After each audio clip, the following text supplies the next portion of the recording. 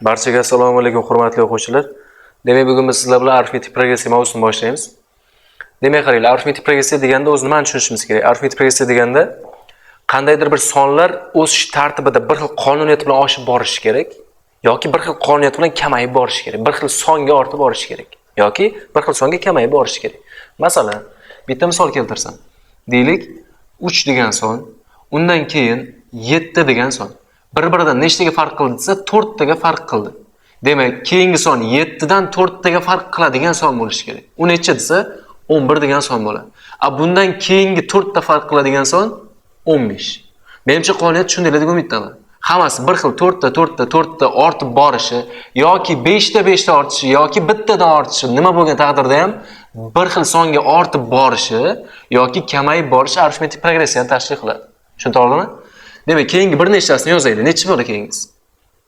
19 bo'ladimi 4 taga ortsa? Keyingisi 4 taga ortsa 23 bo'ladimi? Bu shu tartibda yozsam ketaveradi, to'g'rimi? O'zim xohlaganimcha yozishim mumkin. Qanaqadir cheklov yo'qda bu narsaga. Xohlagancha yozishim mumkin. Xo'p, ana endi qaranglar. Biz paytida oddiy tenglamalar ishlagan paytimizda kelishganmizki, tenglamani ko'proq x bilan ishlaymiz deganman. To'g'rimi? Lekin y bo'lsa tenglama bo'lmay qolmagan emas. Har doim tenglama ham bo'lgan. Y ham, z ham, a bo'lsa ham tenglama bo'lgan. Hozir bizda ham qaranglar. Arifmetik progressiyani standart o'zimiz uchun a deb olar ekanmiz, bo'ladimi? Ya'ni a 1 deymiz. Bu nima degani? Mana bu tagidagi 1 degani bu indeks degan nom.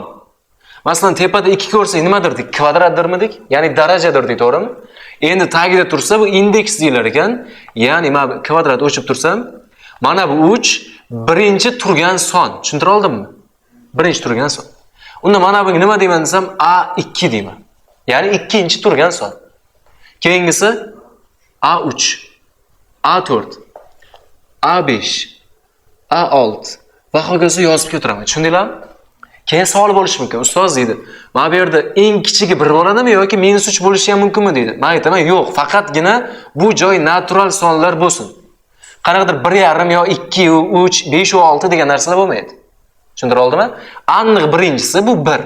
Ikkinchisi 2. Qanaqadir deylik, o'quvchi sanamizda masalan 3-o'rinda turgan 3,5 o'quvchi demaymiz masalan.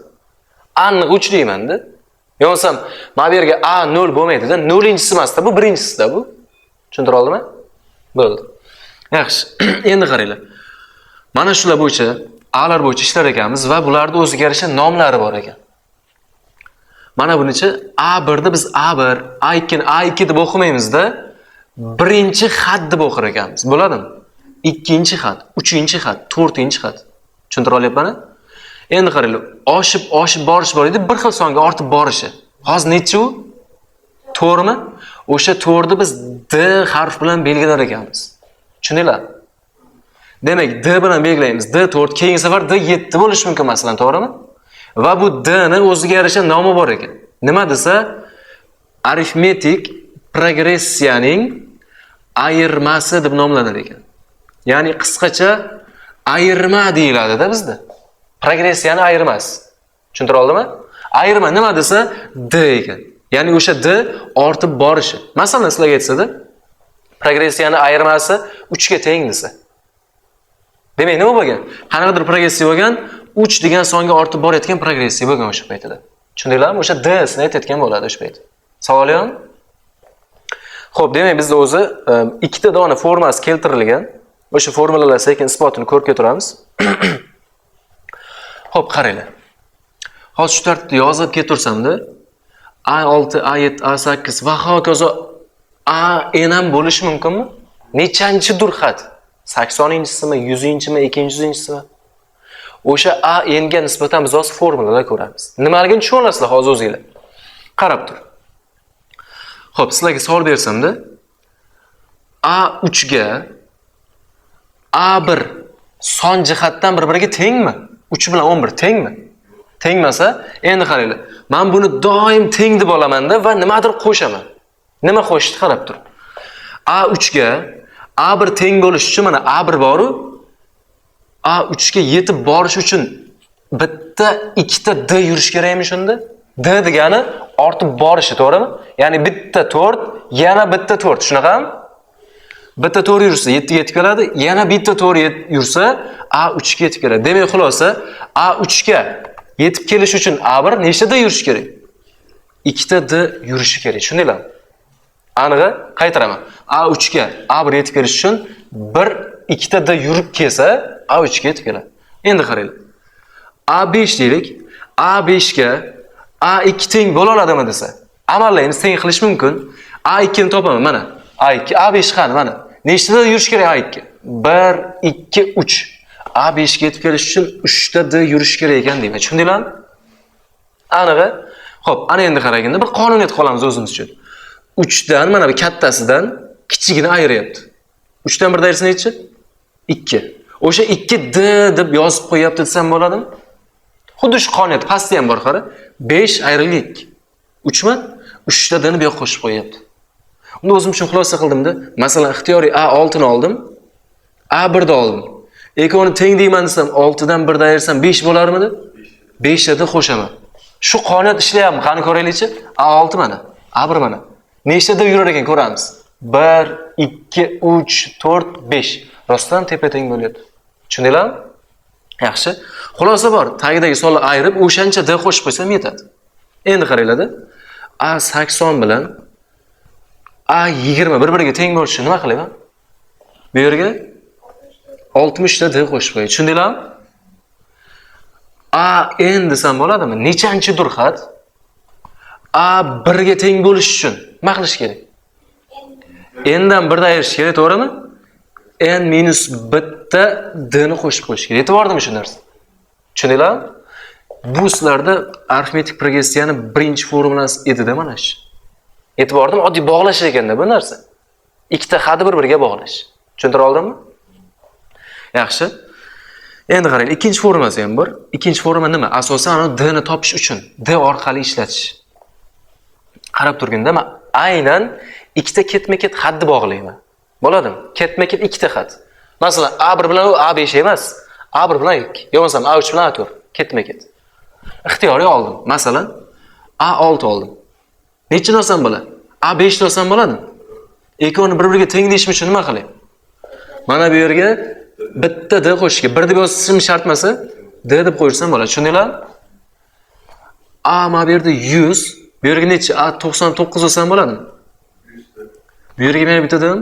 Xulosa bor, har doim ketma-ketga bu yoqqa nima qo'shish kerak? Bitta D qo'shish kerak. Unda mana buni qilsamchi? AN teng bu nima bo'ladi? N minus 1 bo'ladi. Bittaga kamroq. Mana 100 bo'lsa, 100 dan bitta kamroq 99.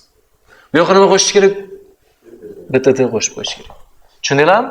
Bu AN ni ikkinchi formulasi sizlar uchun kitobda keltirilgan. Yetib bordim? Hozir aytinglar, D ga bog'liqlik formulasi deyapsizlar. Qani D ni ko'rmayapman deyishinglar mumkin. Mana misolda deylik, ikkita o'z qanaqadir progressiya bo'ladi-da, ikkita xatni berib qo'yadi. A1 bilan masalan A7 ni berib qo'yadi-da, D ni topish mumkin o'sha paytida. Tushuntirilyapmi? Tasavvur qil. Mana bu qanaqadir progressiyada senga faqatgina mana buni bergan. A1 bilan A5 ni berib qo'ygan. Tushuntirilyapmi? Qolgan hech qaysi biri yo'q, mana bilan yo'q. Faqatgina A1 ni bergan, A5 ni bergan. Mana tagidan yozaydi mana bu joydan. Masalan deylik, A1imiz nechiga? 3 ga teng. Va bizda A5imiz 19 ga teng. Mana tushuntira oldimmi hozir? Qanaqadir progressiya bu. Mana bu unutib turinglar, qanaqadir progressiya bo'lgan, birinchi xatni beryapti, birinchi turganini va u 5-chi turganini beryapti. Nechtadan farq qilib ketayotgan progressiya desa, o'shani topish mumkin. Qanday desa qarang. Doim bir-biriga tenglashtiramiz bu narsalarni. Va iloji boricha kattaroqni yozsanglar o'zingizga ma'qul. A5 bilan A1 ni bir-biriga teng deyishim uchun nima qilay desa, A1 dan A5 ga yetib kelish uchun 5 dan 1 ayiraman 4. Ya'ni 4 ta D qo'shaman bo'ldi. Tushuntira oldimmi? A5 ni qiymati nima edi desa, 19. A1 ni qiymati 3 plus 4 ta D. Shu yerdan oddiy tenglamani ishlash bilsak bo'ldi. 3 bu yoqqa ayirishib o'tsa 16, 4 bo'lsan D teng 4 ga. Rostdan ham ani oldingi progressiya 4 tadan farq qilib ketayotgan edi. O'sha D ni topib olsak bo'lar ekan. Tushundinglarmi?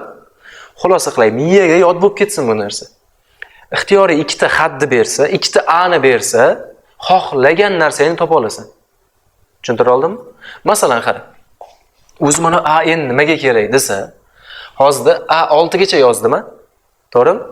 Bu A70-si nima desam? Hozir bildik-ku, A6-si 23, 5-si 19, 4-si 15, 70-si nima desam? O'sha 70-sini yo bo'lmasa 200-sini topadigan formulada mana bu ikkalasi. Ko'proq biz mana bundan foydalanamiz. Tushunarlimi? Qanday topaman? Xo'p, A200 ni topib ber desa-da, masalan. Qani topamiz, qara. Deylik, A200 qiymatini top desa. Sizlar bunday qilasizlar. A200 xuddi mana shu progressiya bo'yicha o'yapman, bo'ladimi? Sen qo'lingda ixtiyoriy A'lar bor, qara. Xohlaganingcha A bor. Senga bitta dona A bersa ham yetadi. Masalan, men A1 ni berdi-da, masalan, 3 ni berdi. Sen shu 1 ga bog'laysan. Mana qara. A200 da A1 bilan teng deya olamanmi? Deya olish mumkin, faqat nima? 199 ta D qo'shish kerak bunga, to'g'rimi? Ya'ni 200 dan 1 ayirdim, 199 ta D qo'shdim. Bo'ldi. 200 ni topa olaman hozir. Teng deb ketaversam bo'ladimi davomida? A1 nima? 3 plus 199 D nima edi? 4 tadan farq qilib ketayotgan progressiya. 4 ni qo'yamiz. 200 bo'lganda ko'paytirsam 800 bo'lardi. Demak, 800 dan 4 ta kam 799 bo'lar ekan. Men 3 ta ham qo'shib keta qoldim, rozi bo'lasizlar. Bo'ladimi? Bu degani aynan bizda A200 shu tartibda ketganida 799 degan son bo'lar ekanda o'sha payt. Tushundira oldimmi? Qiynmasa ham formula nimaga kerakligi. Tushundinglarmi? Qaranglar, demak birinchi misolga e'tibor beramiz. Bizda asosanchi progressiyani ishlayotgan payti qanaqadir o'zi tayyor berib qo'ymaydi-da, buni masala qilib shart qilib berib qo'yadi. Biz uni o'qib, o'zimiz masala tuzib ishlaymiz. Mana masalan qaranglar, birinchi misolda aytilgan. O'z berganda A2 teng 12 deb yozib qo'ygan. Ya'ni progressiyani ikkinchi hadi qanaqadir progressiya bo'lganda, mana qanaqa yozilgan bir progressiyalar bo'lgan, bir xil ortib borayotgan. O'shani aynan mana bu yerda ikkinchisi bor-ku. O'sha 2 ni 12 deb berib qo'yapti-da bizda. Tushunarlimi? Qanaqadir progressiyaning ikkinchi hadi 12. Va keyin 5-hadini berib qo'yibdi, oradagi 5-hadini. U nechi desa 3 ga teng ekan. Endi savol bo'lishi mumkin-da, bu qanaqa progressiya bo'ldi desa, bu kamayib borayotgan progressiya bo'lganda, chunki birinchi turgan 12, keyin ana 5-si pastlayib 3 bo'lib ketib qoldi. Tushundinglarmi? Demak, kamayayotgan progressiya bo'lgan. Xo'p, endi qaranglar. Shu progressiyani 10-hadini toping deyapti. Nima desa, biz hadlar kelishdik. Mana bu qanday o'qilar desa, 2-had, 5-had. 10-hadni toping deyapti ekan. Yetib bordim? Biz sizlar bilan formulani gaplashdik. A endi formulasi bor edi-ku. O'shanaqalarni topish uchun edi o'sha formula. Mana masalan A10 ni topamiz. Qanday desa, A10 ni topaman. A2 bilan teng bo'la oladimi A10? Nima qilish kerak uchun? Mana bunga 8 ta qo'shish kerak. 8 ni qayerdan keldi desa, 10 dan 2 ni ayirdim 8 di. Tushundinglarmi? Xo'p, A2 bormi? A2 miz nima? 12 plus 8 D. D yo'q-da bizda qara. D ni qanday topasan? Ixtiyoriy ikkita xat bo'lsa, doim D bor. Ya'ni o'zimiz topib olamiz o'shani. Ikkita A orqali. Qanday? Ikkita A ni sizlar doim bir-biriga tenglaysizlar, bo'ladimi? A2 bilan A5 bir-biriga teng dedim. O'zi teng emas. Qanday tenglashtiraman? 5 dan 2 ni ayirib, 3 ta D qo'shib tenglashtiraman. Tushunarlimi? Mana bu A5 ga o'zining qiymatini, A2 ni mana bu o'zining qiymatini olib kelsam, D ni topaman-da shu joyda. Shuning uchun ham ikkita A bo'lsa tenglashtirib D ni topa olamiz. Tushunarli? A5 ni olib kelib qo'ysam 3 teng A2 ni olib kelib qo'ysam 12 plus 3D. 12 ayirishib o'tsa -9 3D. 3 ni bo'lsak D nima bo'ldi? -3 bo'ldi. Tushuntira oldimmi? Rostdan ham qara, D -3 degani nima desa, -3 dagi kamayayotgan progressiya bo'lganda. Mana qara. Ikkinchisi necha edi? 12 midi? Keyingisi 3 ta kamaysa 9, keyingisi 6, 3, 0, -3. Shu tartibda ketavergan progressiya. Progressiya minuslar ham o'tib ketib qolishi mumkin minusga. Har doim musbat bo'ladigan narsa yo'q. Tushunarli? Xo'p. A10 ga qaytamiz. 8 karra D deyish kerakmidi? D'imiz nima bo'ldi?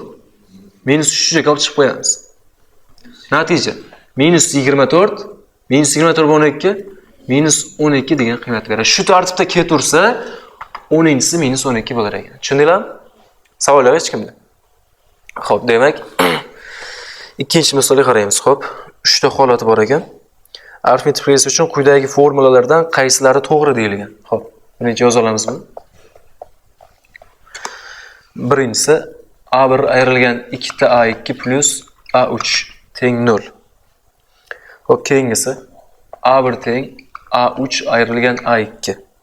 Keyingisi n teng an minus A1 plus d taqsim d.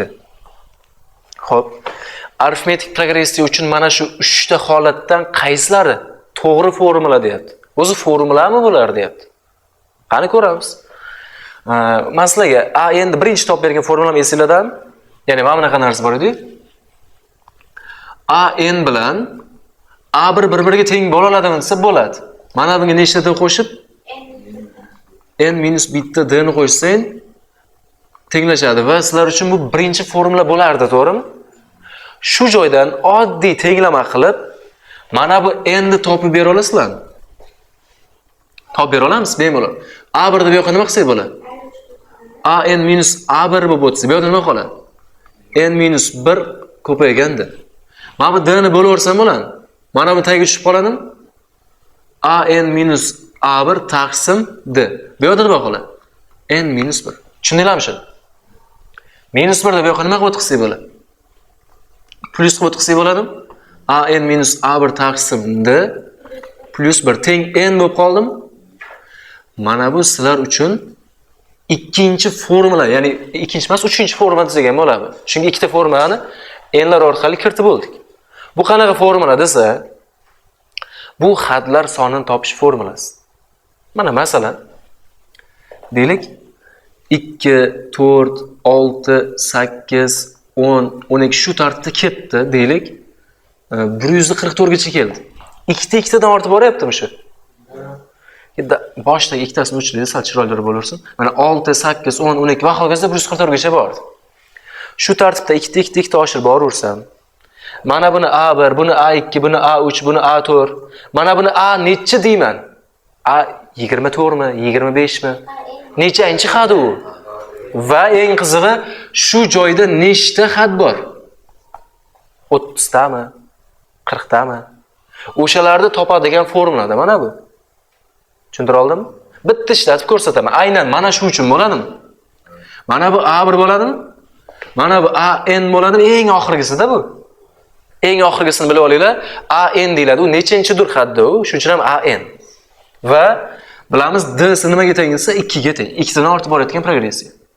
Mana shu formulaga qo'ya olasizlarmi? AN dan ayiramiz A1 ni. AN 144 dan A1 da 6 ni ayiramiz. 144 ayrilgan 6. Bo'lingan D 2 tami? Plus 1. Hisobladik shuni. Necha bo'la ayirsak? 140 dan ayirganimizda 34, 38 bo'ladimi? 138 2 ga bo'lsak 65, 69 bo'ladimi? 69 ga 1 ni qo'shdik. 70 ta, ya'ni bu n 70 ta, shu joyda 70 ta progressiyani xatlari bor ekan. Yetib bordimi? Aynan n 70 ligini bilsang, mana bu a 70-chi degani. Tushundira oldimmi? Anig'i bo'ldi. Birinchisi, ikkinchisi, uchinchisi, to'rtinchisi va 70-chisi bo'lgan ekan o'sha narsa. Yetib bordi-ya, nimaligi? Bo'ldi, xo'p. Endi qarada kimdan aytish mumkin? Xo'p, uni nimaga topdik? O'zi qayerdan kelgan ekansa, ana shu bog'lashdan kelgan ekan. Va bog'lashdan kelgan formula mana bu yerda turibdi-da, yaxshilab qarasanglar. O'xshayaptimi? Faqat men plus 1 degan joyiga d umumiy qarsh beraversam, xuddi mana buni o'zi bo'ladi holat. To'g'rimi? Demak, bu xatlar sonini topish uchun kerak bo'ladigan tayyor to'g'ri formula ekan. Yetib bordimi? Qiymasa amalasak, tushunsak bo'ladi. Xo'p, 1 bilan 2chi qanaqa formula to'g'rimi ekan desa, endi uni xola progressiyani qo'yib ishla. Ya'ni progressiyani qo'yib ishla deganim, ixtiyoriy progressiya tuz A1, A2, A3larni shunga olib kelganda hisob-kitobing 0 chiqarmikin. 0 chiqsa, demak to'g'ri formula bo'ladi. Ya chiqmasa xato bo'ladi. Yoki ana bog'la. Oddiy qilib aytganda bog'la. Qanday? Hammasini-chi iloji boricha eng kichigiga bog'laymiz. A1 ga. Bog'lash degani qanday bo'ladi? Qaranglar. A1 turibdi A1ligicha. Mana buni ham A1 qilish mumkinmi? Qarab turinglar. A2 ni A1 ga tenglashtiraman. Teng bo'ladimi? Plus D qo'shsam teng bo'ladi. Demak, xulosa A2 ning o'rniga mana buni ishlatsam bo'lar ekanda. E'tibordami? Ketdi, o'rniga qo'yamiz. Mana A1 turibdi joyida. Ayrilgan 2 ko'paygan nima edi? A2 ning o'rniga A1 plus D. Tushunarli bo'ldimi? Qo'shilgan nima? A3 mi? A3 ning o'rniga nima qilsak bo'ladi? A1 ga tenglayman desam, 2 ta D qo'shish kerakmi? Demak, A3 ning o'rniga bemalol shu narsani ishlatsak bo'ladi. Qo'shdik. A1 plus 2 ta D. Bo'ldi, hisoblaymiz. Shuni hisob kitobi 0 chiqadi deyapti. Agar 0 chiqsa, to'g'ri formula bo'ladi. Tushunarli? Ketdik. Xo'p. A1 minus 2 ta A1 minus 2 ta D bo'ladimi? Plus A1 plus 2 ta D. 2 ta D'lar ketdi. A1 dan 2 ta A1 ayirsa minus A1 plus A1 bilan bular ham ketdi. Demak, javob rostdan ham 0 chiqdi. Demak, mana bu formula ham to'g'ri ekan. E'tibordim? Buni o'zimiz uchun formula deb kiritmaymiz. Shunchaki to'g'ri ekanda, bu ham bir kichkinagina formulacha ekan. Biz buni ishlatmaymiz, qo'rqmaylik. Ishlatsak, mana buni anuni va boya keltirgan ikkinchi ayinni formulasini ishlatamiz. Tushunarlimi? 3 ta dona formulasi. Bu ortiqcha formula, kerak emas. Bilamizda buni bog'lashdi. Mana bog'lab keltirib oldiganmi bemalol. Tushunarlimi? Endi ikkinchisi. Buni ham xuddi bog'lasam bo'ladimi? Necha kelsa A1 ga bog'laymiz. Mana A1 joyida turibdi. A3 ning o'rniga nima ishlatsam bo'ladi? Mana buni olib kelsam bo'ladi? A1 plus 2 ta D. Yetib bordimi shu? A2 ning o'rniga mana buni. Va mana minus ta'sir bo'lib ketadimi? Natija A1 minus D bo'lib ketdi. Tushunarlimi? A1lar ketdi. 2 ta D dan bitta D ayirsa nima bo'ladi? Bitta D qoladi. Demak, asli o'ng tomoni D bo'lgan ekan, chap tomoni A1 gacha qolib ketdi. Sizlarga savol. A1 bilan D teng bo'ladimi bir-biriga? Yo'q. Hozir mana bu yerda A1 nechi? 6. D'si nechi? Tengmas rostdan. Bitta progressiyada ishlamagan, qolgan progressiyada ishlaydimi? Qolganda ham ishlamaydi. Bu formulalar hammasi uchun ishlaydigan formula deyapti. Mana bunisi xato ekanda, mana bu ikkitasi ishlar ekan, bir bilan 3 ishlar ekan. Hamma progressiya ishlaydi. Tushunarli? Aynan mana shu ishlamay qolar ekan. Savol yo'qmi? Xo'p, bo'lmasa yozib olamiz. Qaranglar, 5-misolga e'tibor beramiz. Bizda arifmetik progressiyada ikkinchi hadini bergan 9 ga teng. Ya'ni 5-misol A ikkinchi hadi 9 va A 26-hadi 105. Shu progressiyani birinchi hadi gap boshladim, biz ham yoza olamiz. Birinchi hadi va ayirmasining D ni aytyaptimi? D ni nomi ayirma deyiladi. Birinchi hadi va ayirmasining o'rta proporsional qiymatini toping degan. Oddiy kvadrat ildizni chiqarish. Bir-biriga ko'paytirib ildizni chiqarish. 3 ta bo'lsa ham shunaqa bo'lardi. 100 ta bo'lsa ham oddiy ildizni chiqarardik. Bir-biriga ko'paytirib. Demak, A1 kerak, D kerak, shuni ko'paytirib ildizni chiqarish kerak. Shu narsani so'rayapti ekan bizdan. Xo'p. Sizlar bilan kelishdim. 2 ta A bo'lsa, D ni topamiz bir-biriga tenglashtirib. To'g'rimi? Bo'ldi. Mana shundan boshlaylik. A26 ni A2 ga teng deyman. Uning uchun nima qilish kerak? 24 ta D qo'shish kerak. Bo'ldi. A2 ni olib kelamiz, A26 ni olib kelamiz. Tushunarli? A26 105, A2 9 plus 24 ta D. 9 ayirishib o'tsa 96 teng 24 ta D. 24 bo'lsam D teng 4 ga. Demak, 4 ga ortayotgan bo'lganmi, kamayotgan bo'lganmi? Progress. Oshib borayotgan, to'g'rimi? Chunki kattarog'i 105, kattaroq javob chiqqan, to'g'rimi? Bo'ldi. A1 ni topa olaman. Mana A2 dan bitta, ya'ni 4 ta kamrog'i bo'lganda, to'g'rimi? 4 ta ortib borayotgan bo'lsa, A2 ni bergan, undan 4 ta kamroq bo'lgan bo'lsa, A1imiz 5 bo'lgan ekanda dedim. Tushundinglarmi?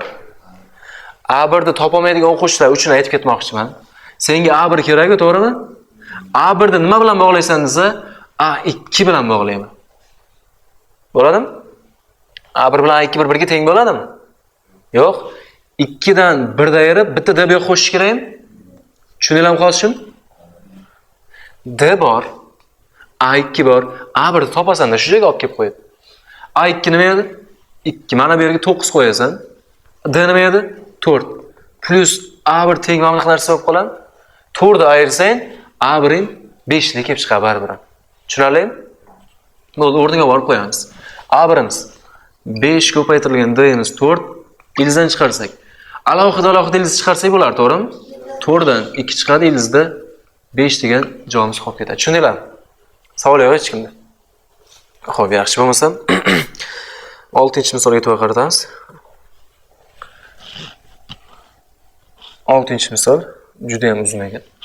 1 taqsim A1 ko'paytirilgan A2, 1 taqsim A2 ko'paygan A3 xuddi shu tartibda ketavergan. 1 taqsim AN-1 ko'paygan AN holatida. Shuni hisoblang degan. Xo'p. Qaranglar. Sizlar bilan mana bunday qilsam bo'ladi. Birinchi kasr olaman-da. O'z bunaqa narsa oldin kasrni ko'rgandik. Kasrlar mavzusini ko'rgandik. Yana bir esga olib ketaman, qaranglar. Mana bu narsani-da aynan birinchi kasrni o'zini ishlamoqchiman bo'ladi. 1 taqsim A1 ko'paytirilgan A2 ni oldim. Teng, qarab turinglar. 1 taqsim A1 minus 1 taqsim A2 desamda, o'zim shunaqa dedim-da. Endi mana 1 taqsim A1, 1 taqsim A2 dedim. Bo'ladimi? Ikkalasi bir-biriga teng bo'ladimi desam, qani ko'ramiz. Bir-biriga teng bo'larmikin? A2 dan umma qilib bersam bo'larmidi bunga? A1 dan bersamchi? Surati nima bo'lib qoladi? A2 ayrilgan A1 bo'lib qoladimi? O'zi A2 dan A1 ni ayirish nimani beradi desa, D ni beradi. Qaysi D ni desa, progressiyani ayirmas. Qaranglar, bitta qisqacha yozib tushuntirib ketsam sizlarga.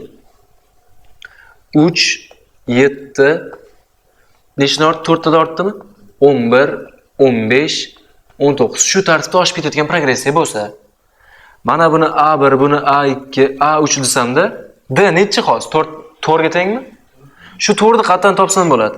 Ixtiyoriy bitta xatni olasan, oldingisini ayirasan. Ya'ni 7 dan 3 ta ayirasan. Natija 4 ga teng va o'sha D. 3 ta olsamchi? 3 ta olsam, unda orqadagi A2 ni ayiraman. Ya'ni 11 dan 7 ni ayirsam, baribir 4. Mana bu yerda A4 olsamchi, orqadagisini ayiraman. 15 bilan ayirsam, yana 4. Xulosa bor, ixtiyoriy xatdan bitta orqadagi xatni ayirsam D ni beradi. Tushundinglarmi? Bo'ldi. Endi qara. A2 dan ayiraman, A1 ni nimani beradi? Surati demak D ekan. Mahraj nima bo'lib qoldi? A1 ko'paygan A2 bo'lib qoldimi? Mana bular bir-biriga tengmi? Teng mana shekilasi bir-biriga. Tengmasa unda D oshiqcha bo'lib qoldimi? Men mana bu narsani yoydimda, faqat unda D oshiqcha bo'lib qoldi. Unda aytayapman-da, shunga 1 taqsim D ni ko'paytirib qo'yay, ikkovi teng deyman o'shanda. Tushundinglarmi? Unda mana bunga ham 1 taqsim D ko'payib turganida teng bo'larmidi shunda? Tushundinglarmi hozir shu narsani? Yon o'chirib tursam bo'ladi. Hop, tengga o'chirib qo'ya qolaylik. Yaxshilab qaranglar, rostdan bir-biriga teng bo'lib qoldi. Hozir A2 berardim, A1 berardim, hisoblaganimda surati D ni berardi, o'sha D bilan bu D qisqarib ketardi, mahraji ko'paytmani berardi, mana bunga o'xshab. Va bir-biriga teng bo'lardi. Demak, xulosa bor.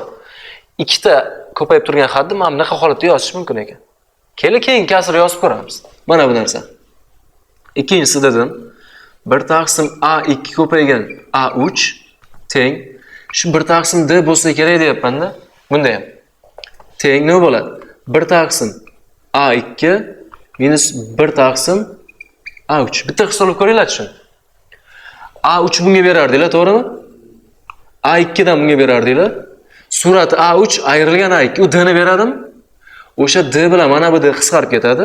Mahrajlar ko'payib, xuddi o'zini qaytarib beradi. Suratda bir qolib ketadi rostdan. Tengmikin bir-biriga? Tushundinglar bu narsa? Hammasini oldida 1 taqsimda, 1 taqsimda, 1 taqsimda bo'laveradi. O'zlaricha 1 taqsim A2, 1 taqsim A3 ayirmadan bo'ladi. Tushunarlimi? Oxirgisini keltirib ketsam bo'lam shu tartibda. Qanaqadir oxirgisi. Demak, 1 taqsim AN-1 ko'paytirilgan AN ni keltiryapmiz. Demak, bunda ham 1 taqsim D bo'lgani oldida 1 taqsim nima desa, AN-1 ayrilgan 1 taqsim AN. Tushunarlimi? Rostdan AN bersang, AN- bersang ayirmasin D ni berib qisqarib ketadi. Tushunarli? Shular hammasini nima qilgin deyapti? qo'shib bergin deyapti. Qani qo'shamiz. Xo'p, mana buni yozdim birinchisini. 1 taqsimda aynan bizgacha mana bu joy emas. Bizga mana bu joylarni olamiz. Tengdan keyingi qiymatlarim bo'ladimi? 1 taqsimda 1 taqsim A1 minus 1 taqsim A2. Tushundinglarmi hozir? Mana buni oldim, ya'ni mana buni o'rniga yozdim. Qo'shilgan. Endi mana buni o'rniga buni yozmoqchiman. 1 taqsimda ko'paytirilgan 1 taqsim A2 minus 1 taqsim A3. Kim tushunmay qoldi shunga? Hamma tushundimi?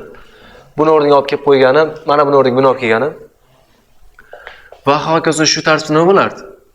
Eng oxirgisi mana buni o'rniga buni olib kelib qo'yarmidik? 1 taqsimda 1 taqsim AN minus 1 minus AN. Savol yo'q bunga? Qaranglar, hammasi nima bor? 1 taqsim D bor. Chiqarib ketsam bo'ladimi hammasidan? Hammasidan 1 taqsim D olib chiqib ketamiz, bo'ladimi? Ketdi. 1 taqsim D chiqib ketdi. Nima qoladi? Qavs chiqib ketamiz shunda? 1 taqsim A1 minus 1 taqsim A2. Bu ham chiqib ketdi plus. Bu chiqib ketgan bo'lsa, mana bu qoldimi? 1 taqsim A2 minus 1 taqsim A3. Mana bu yerda ham 1 taqsim D bor chiqib ketgan va hokazo shu tartibda bu ham chiqib ketgan bo'lsa, mana bu qolgan 1 taqsim AN minus 1 ayrilgan 1 taqsim AN. Qavs yopildi. Tushundinglar? Xo'p. Yaxshilab qarab turinglar. Gapni eshitinglar. Minusga plus sherik bo'lar ekanda qisqarib ketar ekan. Bo'ladimi? Gap tushundinglarmi? Minusga plus sherik bo'ladi. Minusga plus sherigi bo'lganmi? Mana bu plusga oldin minus sherigi bo'lganmi? Minusga plus sherik bo'lgan. Minusga plus sherik bo'lmayapti, qara. Qisqarib ketish uchun. Mana bu yerdachi, bunga ham oldin minusligi bo'lmayapti, chunki o'zi bu plusda bu. Har bitta minusga plus sherik bor, lekin bu plusga oldin minus yo'q.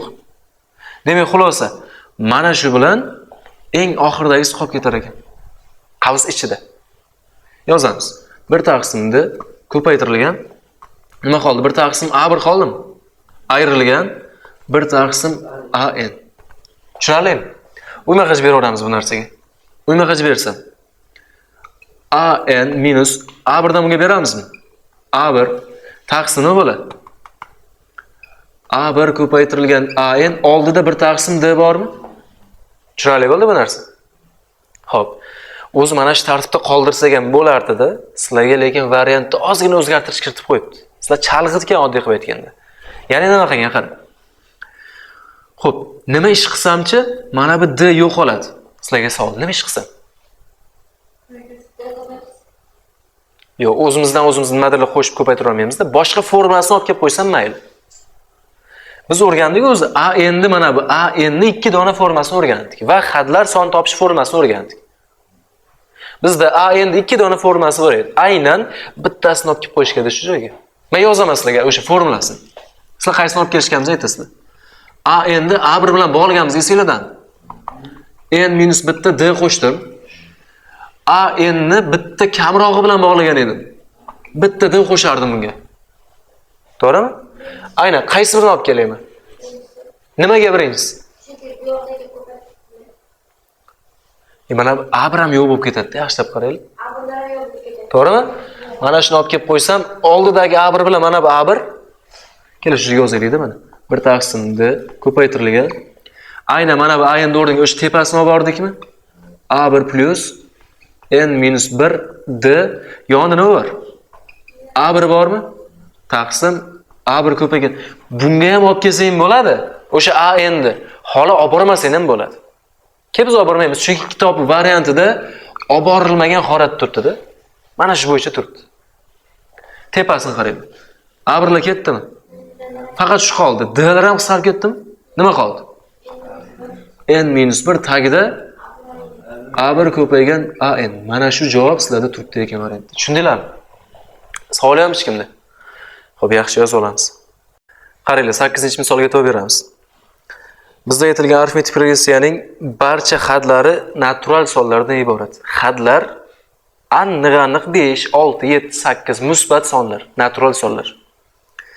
Agar A1 3 ga teng. Xo'p, 8-misol. A1 3 ga teng. A3 deyapti. A3 ning qiymati aynan 20 dan katta, 22 dan kichik. U natural son deyapti. O'zi 20 bilan 22-da bitta dona son bor. U ham bitta dona natural son necha desa 21. Demak, xulosa bor. A3imiz 21 bo'lgan. A3imiz A1da o'zi esa 3 ga teng bo'lgan. Xulosa borda hozir shartni oxirigacha o'qimasam ham qo'limda aniq D bor. Chunki ikkita A bor-da bu yerda. Xo'p, davomini o'qiymiz. Progressiyani ayirmasini toping deyapti. O'z D-ni toping deyapti, qaranglar. Ikkita A bo'lsa nima qilamiz dedim? Bir-biriga tenglashtiramiz. Mana bu yerga ikkita D qo'shib. Tushundinglarmi? Bo'ldi. A3imiz nima? 21 teng A1imiz. 3 plus 2 D. 3 ayshi o'tsa 18 teng 2 D. D'imiz 9 degan son bo'lgan ekan. Tushundinglar? Qiymasi xudo qolsa amalasak bo'ladi. Xo'p. 9-misol. Arifmetik progressiyaning birinchi hadi 6 ga. A1 6 ga deyapti bu holatda. Xo'p, oxirgi hadi n oxirdagi hadi bo'lgan, to'g'rimi? An. Oxirgi hadi 39 ga teng debdi. Xo'p, agar progressiyaning ayirmasi butun sonlardan iborat. Ayirma aniq 5, aniq 8 yoki -7, xolos butun. D'imiz ma'lumot bor, butun son deb ma'lumot beryapti ekan. Va o'sha D 2 dan katta, aniq 2 dan katta, 6 dan kichik. Tushundinglarmi? Shu D 2 dan katta ekan, 6 dan aniq kichik ekan. Yetib bordim. Hozir bizga A3 haqida ma'lumot berdi, 20 bilan 22 orasida. Endi D 2 bilan 6 orasidagi butun son ekan. Va bizdan oxirgi haddan oldingi hadlar soni so'ralyapti.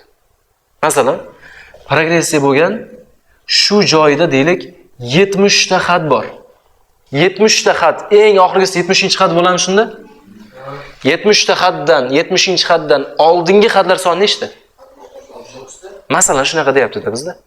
Hamma hadini top, oxirgi haddan oldingi hadlar soni nechta? Bitta hadda ayirib qo'yamiz. O'sha topgan 70 dan birda ayirib qo'yamiz masalan. Tushunarlimi? Xo'p, demak, muammo n, to'g'rimi? Endi topsam, n degani mana bu anaqa narsa bo'ladi, mana deylik, 70 chiqdi-da hozirgidek. N'imiz 70 chiqsa, mana bunga olib kelib qo'yasan. Bu degani A 70im 39 ekan, 70 dan oldin 69 ta bor ekan deymiz. Tushuntira oldimmi? Xo'p, boshladik. O'zi AN mavzusidamiz, to'g'rimi? ANlar mavzusidamiz. ANning qanaqa formasi bor edi? A1 bilan bog'langan. N dan 1 ayirardim. N minus bitta D qo'shardim, to'g'rimi? Bo'ldi. O'rniga olib borsam bo'ladimi?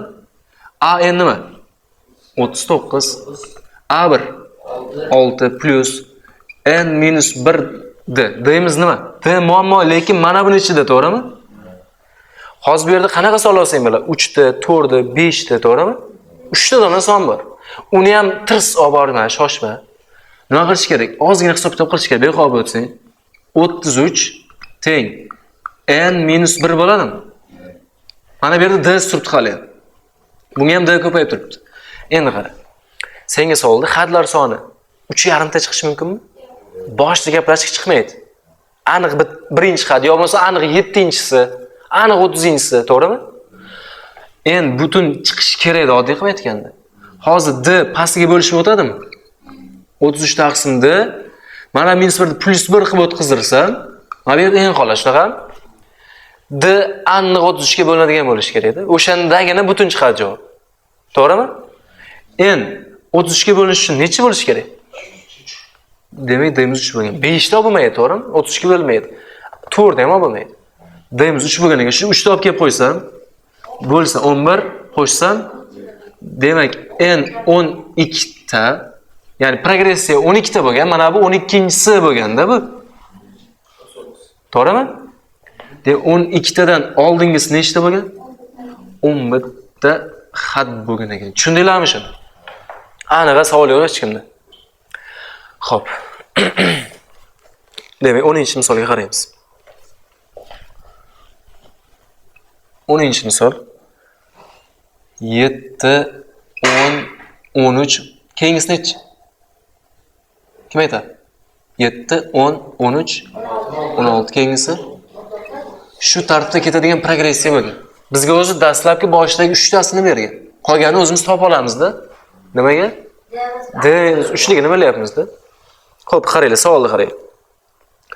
Arifmetik progressiyaning nechta xatini har birini qiymati 100 sonidan katta, 200 sonidan kichik. Savol qaytaraman. Shu progressiya ketaversa, shu tartibda ketaversa, olani mana bu yerda 100 degan son bor, to'g'rimi? 100 dan keyin mana bu yerda shu tartibda ketaversa 200. O'zi mana progressiya to'xtamaydi, to'g'rimi? Aynan 100 va 200 sonini ichida nechta xati tushib qolgan progressiyani.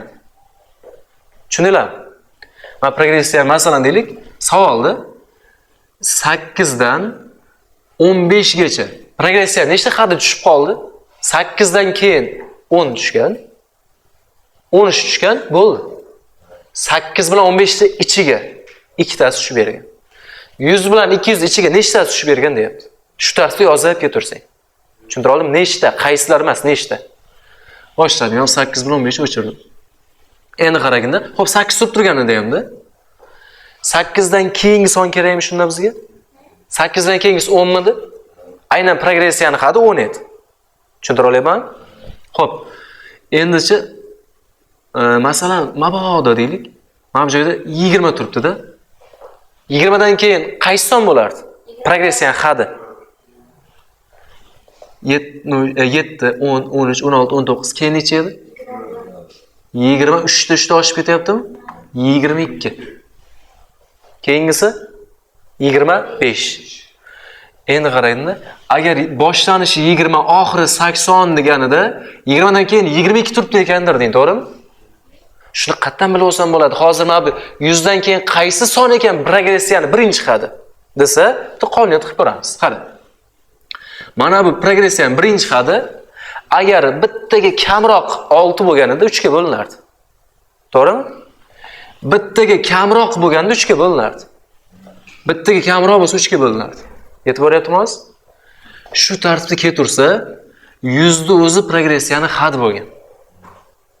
Agar bittaga kamroq bo'lganda 3 ga bo'linardi. Tushundinglarmi? O'sha 99 bo'lganda 3 ga bo'linardi. Hozir qara 6 bo'lganda bo'linardi, bittaga ko'proq. 9 bo'lsa bo'linardi, bittaga ko'proq. 15 bo'lsa bo'linardi, bittaga ko'proq.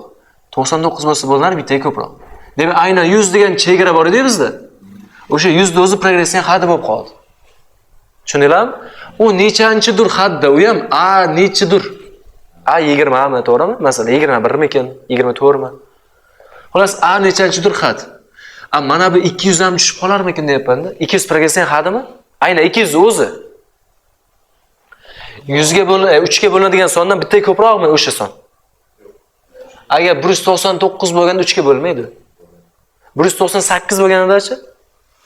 198 bo'lsa 3 ga bo'linardi. Raqamlar yig'indisi 18. 198 dan bittaga ko'proq. Demak, 199 progressiyani xati bo'lgan. U ham nechidir? Tushundinglarmi? Qaytaraman. 199 agar bittaga kamroq bo'lganida 198 3 ga bo'linar edi. Bittaga kamroq bo'lgan son progressiya xati bo'lyapti. E'tibordimi shu? Bo'ldi. Demak, 100 dan boshlab 199 gacha nechta xat bor deyapti. E'tibordimi shu? Aniq-a? Xo'p, qaranglar. Bunday qilaman. Hamma narsani unutaman-da. Mana bu yerdan oldim. 100 dedim. Undan keyingisi necha bo'lardi? 103. 3 dan ortib ketayotganda, to'g'rimi? 106. Shu tartibda ketdi. 199. Mana shu joyda nechta xat bor deyaptimi? O'sha kerakmi bizga? Bu qaytaraman. Tepani unutamiz. Oddiy progressiya bor deb qaraymiz. Tushundinglarmi? Birinchisi A1. A2. A3. AN. Yetib bordimi? Xatlar soni topish formasi bor. Boya ham keltirdik-a. N teng AN minus A1 taqsimda plus 1 degan formula bor edi. AN bilan A1 ni bog'lab topgan edik o'sha yerda N ni. Bo'ldi, shunga olib kelib qo'yamiz. AN 199 ayrilgan 100 tagida D 3 tadan oshib ketyapti, plus 1. Necha bo'ladi? 99 bo'lsak 33, 1 ni qo'shsak 34 ta xat bor ekanda mana shu joyda. Demak 34 ta mana bu joyda bo'lganda u. Yetib bordimi? Muammo emasmi? Ana shunday qara. Nimaga tepani unutib o'rganim, nimaga tagini o'zim ishlaganim. Xo'p. 11-misol. 11-misolda arifmetik progressiyada A1 3 ga teng, D 2 ga teng. A1 3 ga, D 2 ga. Va bizdan so'ralgan A1 dan A2 ni ayirmasi, A3 dan A4 ni ayirmasi, A5 dan A6 shu tartibda A25 ayrilgan A26 plus A27 shuni toping degan ekan. Xo'p. Bitta qonuniyat qolamiz o'zimiz uchun qaranglar. A1 bilan A2 o'rni alishib tursa, ya'ni A2 minus A1 deb olsamda o'zim uchun oldiga nima chiqadi? Minus chiqadi. Va biz sizlar bilan kelishdik. Ixtiyoriy xatdan bitta orqadagi xatda ayirsa nima berardi? Demak bu nima? Mana bu minus D ekan. Shuni tagini yozib qo'yishim. Minus D ekan. 1 bilan 2 nimani berdi? D ni berdi. 3 bilan 4 u ham minus D ni beradi. 5 bilan 6 minus D ni beradi. Yetib boryaptimi? Shu tartibda ketgan. Yaxshilab qaranglar. Toq va juft bitta D ni berdi. Toq va juft bitta D ni berdi. Toq va juft bitta D ni berdi. Mana bu yerda toq va juft, ya'ni mana bu bitta D ni bergan. Yetib bordimi? Ana 27 aralashmayapti hali.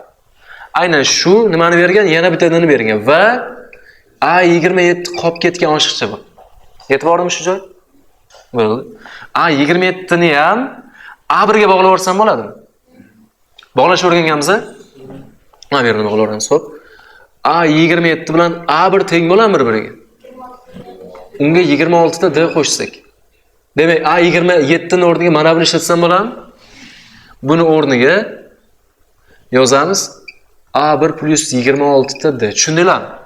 Bizga shu narsani so'rayotganimda aslida bemalol topa olamizda. D bor, A1 bor, qo'yib olib kelib qo'yamiz. Xo'p. Eng qizig'i mana bu joyda nechta D borligi. Boshladim. 1, 2, 3, 4 va hokazo 26 gacha nechta xat borsa 26 ta bor. Har ikkitasi D ni hosil qilyapti. 26 dan ikkita juftlik qilsa 13 ta juftlik bo'ladi. Bu degani shu joyda nima bor? 13 ta D bor. Tushundinglarmi? Minus 13 ta D. Davomida A1 plus 26 ta D'mi? Nima beraman abi ikkalasi? 13 ta D beraman. 13 D plus A1. Bo'ldi, D ni olib kelib qo'ysak. 2 mini? Xo'p, 2 ko'paytirilgan 13 plus A1imiz 3. Natija 26. 3 qo'shsak 29. So'ralgan narsa 29 ga teng ekan. Savol ham tushundinglar-a? Xo'p, yaxshi yozib olamiz. Qaranglar, 12-misolga e'tibor beramiz. Xo'p, 12-misolda minus 1 taqsim 4 minus 1 taqsim 5 keyingisi necha bo'ladi desa hozircha bilmaymiz. Oddiy ko'zga ko'rinmayapti-da. 4, 5, 6 emas-da bu. Kimlarda o'tish mumkin? 1 taqsim 4, 1 taqsim 5, unda 1 taqsim 6 bo'ladi deydi. Unaqa emas, balki boshqachadir. Xullas, shu tartibda ketayotgan qanaqadir arifmetik progressiya bor. Endi savolga qaranglar-da. Mana buni birinchi xat deb tursam bo'ladimi? A1, A2, keyingisi A3 bo'lardi, A4 bo'lardi va hokazo ketaveradi, to'g'rimi? Sizlarga savol, birinchi xati manfiymi? Ikkinchi xati manfiymi, ya'ni minusmi? Uchinchisi bilmaymiz hali. To'rtinchisi uni ham bilmaymiz. Nechta xati manfiy? 4 tadir balki. Balki shu ikkitasi o'zi manfiydir. Tushundira oldimmi? Nechta xati manfiy? Shuni topamiz. Ana endi qarada, eng oddiy usul. Masalan, 3 4 4 demaylik shuni. 7 4 ga ortayotgan progressiya, to'g'rimi? Minus qilsam tushunarsan, chiroyliroq bo'ladi. Qaranglar. Minus 7 minus 5 nima bo'ldi hozir? 2 taga ortib boryapti. Oshyapti-ku bu. 2 taga ortsa minus 3, keyingisi minus 1, keyingisi 0 1 bo'lib ketarmidi? 3 5 tortib ketarmidi? Qarada. Senga mana bu ikkitasini berib qo'ysa-da, Nechta xadi manfiysi? 1, 2, 3, 4 ta deb ayta olasan. To'g'rimi? Qayerdan bilding? Mana bu sonlarni qayerdan bilding desa, d yurib. To'g'rimi? Hozir mana buni d-sini topaman. Shu d yurib, shunab topsam bo'ladimi? Bu eng oddiy yo'li. Tushuntira oldimmi? Yoki eng oxirgi minusli xadi mana bumidi? To'g'rimi? Eng oxirgi xadi shu bo'lsa, hozircha 4-sini bilib turibman-da. U paytda bilmaganimda qaysidir a n'inchi xadi desam bo'larmidi o'sha? Bu yerda ham shu tarzda ketgan a qaysidir xadi eng oxirgi manfiy xadida o'sha. Qaysidir manfiy eng oxirgi xad deb tursam o'zim uchun. Tushundinglarmi? Va o'sha a n'ni 0 dan kichkina deb ishlashim kerakmi shunda? Eng oxirgi xadi 0 dan kichkina bo'lganda, qolgani musbatlashib ketgandir balkim. Bo'ldi. A n nima edi desa, A1 bilan bog'langan formulasi bormidi? n-1 d. A endi shunaqa formulasi bor, to'g'rimi? Men yozdim mana o'rniga. Nima qilish kerak shuni? Kichik 0 dan deyish kerak. Tushundinglarmi? Yaxshi. A1 bormi bizda? Bor. N bormi? Yo'q. D bormi? Topsak bo'ladi. Ikkita nima bor? Ikkita A bor. Ikkita A ni bir-biriga tenglashtirish kerakmi? A2 ni tenglashtiramiz A1 ga. Bunga nima qilish kerak? BTD qo'shish kerak. Tushundinglarmi? A2 ni olib kelib qo'yaman o'rniga. A2miz -1 taqsim 5 teng A1miz -1 taqsim 4 plus D. Bu tomonga o'tkazamiz. 5 ta va 4 ta qilib bersam bo'ladi. Plus 5 ayrilgan 4. 1 taqsim 20 bo'lib qoladi. Teng D ga. D ham bor ekan. A1 bor, D bor, hozir endi topib olaman. Tushundinglarmi? Olib keldik o'rniga. A1miz -1 taqsim 4 plus n-1 ko'paygan 1 taqsim 20 bo'ladi D ni o'rniga. Kichik nimadan? 0. Uyma-xach 20 berib tashlaversak bo'ladi. Tengsizlik ishlaganmiz, oraliq usuli bo'lardi-ku. Xo'p, bunga 5 deb berdik. -5 plus maxraj tushib qolsa n-1 kichik 0 dan. Ikkalasi -6 ni beradi. U tomonga o'tsa n kichik 6. Aynan 6 dan kichik bo'lsa manfiy bo'ladi. Qaysi o'sha? Balkim 5 va 9 dir, qayerdan bilasizlar? Butun son bo'lishi kerak, to'g'rimi? Xatlar butun son bo'lishi kerak. Birinchisi, ikkinchisi, to'rtinchisi. Demak, n hozir qolibdi 6 dan kichik 5 bo'lgan. Mana shu joyda nechta? Mana bu o'z 5-inchisi bo'lganda qaranglar. Tushundinglarmi? 5 ta xadi manfiy yog'i musbatlashib ketgan. Tushuntira oldim hozir bu narsani? Savol yo'q hech kimda. Xo'p, yoki eng oddiysi boya aytganimdek, nima qilish kerak? Hammasiga d qo'shib borish kerak va manfiy bo'ladi. Mana shuni ham qo'shib ketaylik bo'lmasa, qolganligi foydasiga. Mana bunga nima qilish kerak? -1 taqsim 4 ustiga bitta d yurish kerakmi? Shunda nimaga yetib keladi? Mana bunga yetib keladi. Qamta sinab ko'ryapman-da. 1 taqsim 20 ni qo'shdim. Nima qilish kerak? 5 nima qilib berdim? Hisoblasak -4 taqsim 20 -1 taqsim, ya'ni rostdan ham A2 bo'lgan. Mana bunga bitta d qo'shish bunga yetib kelding degan. Hozir bunga bitta d qo'shsa nima bo'lardi? Keyingi yetib kelardi. Va hokazo shu tartibda A5 ga yetib kelardi. Tushundinglarmi? Savol yo'q, xudo xolisa. Xo'p. Demak, keyingi misol. 14-misol.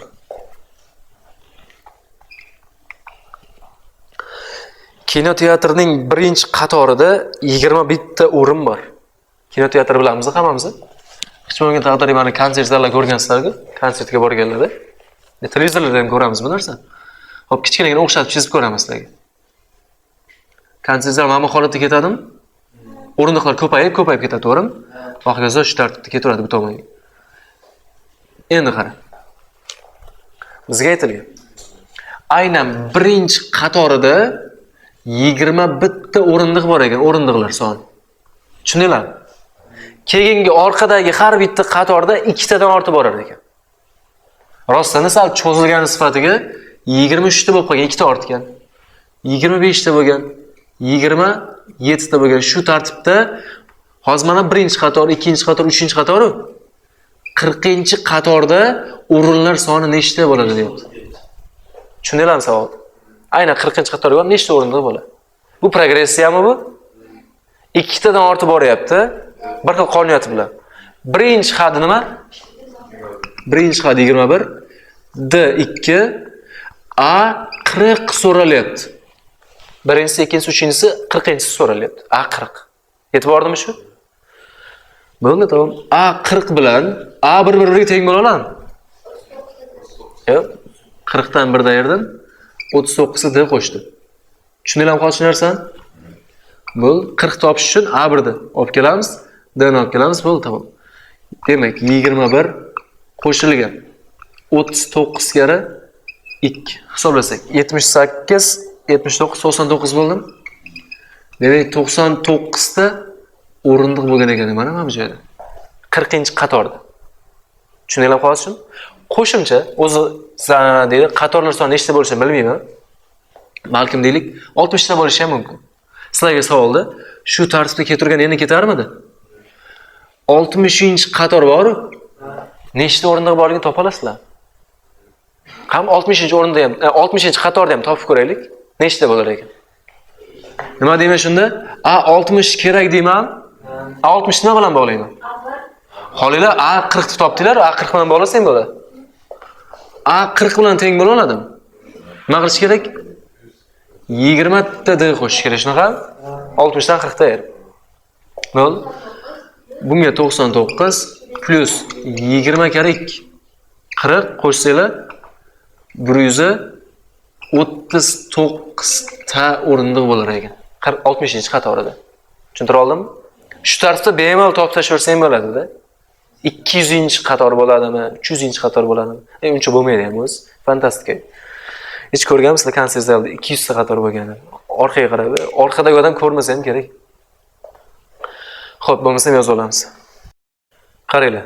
15-misolda bizga aytilgan A2, A5, A3 qanaqadir progressiyani 2-chi, 5-chi, 3-chi hadini olib, qo'shib ayirsa 10 chiqar ekan. 1-hadini, 6-hadini olib qo'shsa 17 chiqar ekan. Bilmaymiz qanaqadir progressiyani olganda ular ham. Aynan o'sha progressiya 10-hadini toping deyapti. Tushuntira oldimmi?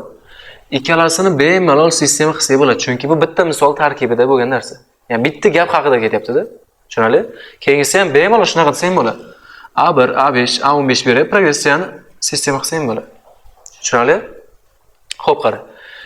Sizlar bilan kelishganmiz sistemada ikkita tenglik, ikkita noma'lum bo'lsa bemalol topa olasan. Lekin hozir A1, A2, A5, A3, A6 5 ta noma'lum, ikkita tenglik topib bo'lmasdi. Agar progressiya bo'lmaganida. Lekin bu progressiya topish mumkin. Qanday desa, hammasini bog'lab tashlasang bo'ladi. Eng kichigi A1 ga bog'lab tashlasang bo'ladimi? Ya'ni A2 ni o'rniga bog'lash o'rgandik-ku. A2 ni o'rniga A1 likni ishlatsang bo'ladi. Bitta D qo'shib. Tushunarlimi? A5 ni o'rniga-chi. A1 plus 4 ta D desang bo'ladimi? A3 ni o'rniga A1 plus 2 ta D desak bo'ladi. Yetib boryapti shu narsa. Yana nima kerak bizga? A6 kerak. A1 plus 5 ta D. Tushunarlimi? Hammasini o'rniga borib qo'yaman. A2 ni o'rniga. Xo'p, A1 plus D. A5 ni o'rniga. A1 plus 4 ta D. A3 ni o'rniga. A1 minus 2 ta desam tushunasizlarmi? Nima bo'ladi? Chunki mana minus mana bularga ta'sir bo'lib ketadi. Teng nimaga? 10 ga. Pastiga ham olib boraylik shu narsani. A1 imiz joyida qoldi. Plus A6 ni o'rniga A1 plus 5 ta D. Teng nimaga? 17 ga. Xo'p, tepadan bitta A1lar ketdi. 5 ta D ayirsam 3 ta D bo'ldimi? A1 plus 3 ta D teng 10 ga. Bu yerdan 2 ta A1 plus 5 ta D teng 17 ga. Xo'p. Qaranglar. A1 topgan ma'qulmi, D ni topgan ma'qulmi? D ni topamizmi? Bunga 5 ni, bunga 3 ni ko'paytiramizmi? Yo'q. Undan ko'ra mana bunga 2 ni ko'paytirsam, ayiraversam bo'lmasmi? Bo'ladi shunaqasimi? 2 ta A1lar ketdi. 6 ta D dan 5 ta D ketsa, bitta D qoladimi? 20 dan 17 ni ayirsam 3. D teng 3 bo'lgan ekan. Shu 3 ni mana bu yerga olib chiqib qo'yaylik. Bo'ladimi? 9 ayirsam A1imiz 1 bo'lgan ekan. Yetib bordimi shu? A10 kerak. Uni A1 bilan bog'lasam bo'ladimi?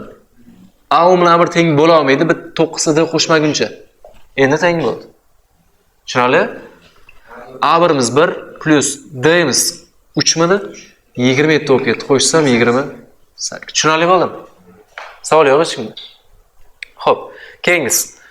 Hozir aytganimdek A1 bergan, A5 bergan, 15 bergan, 37 so'ralyapti. Hammasini bog'lash kerakmi? Nimaga bog'laymiz?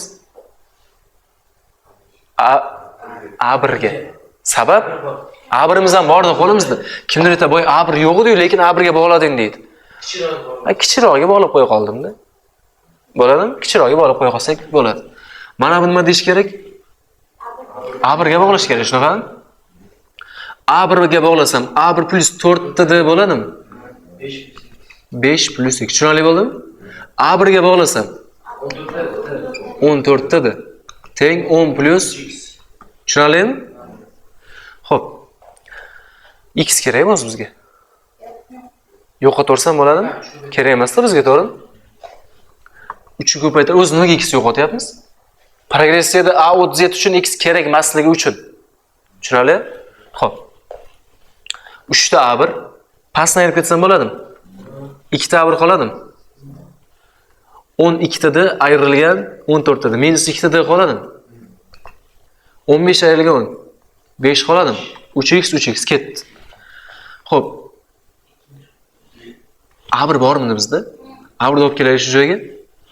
Ko'paysa 2 minus 2 tada teng 5.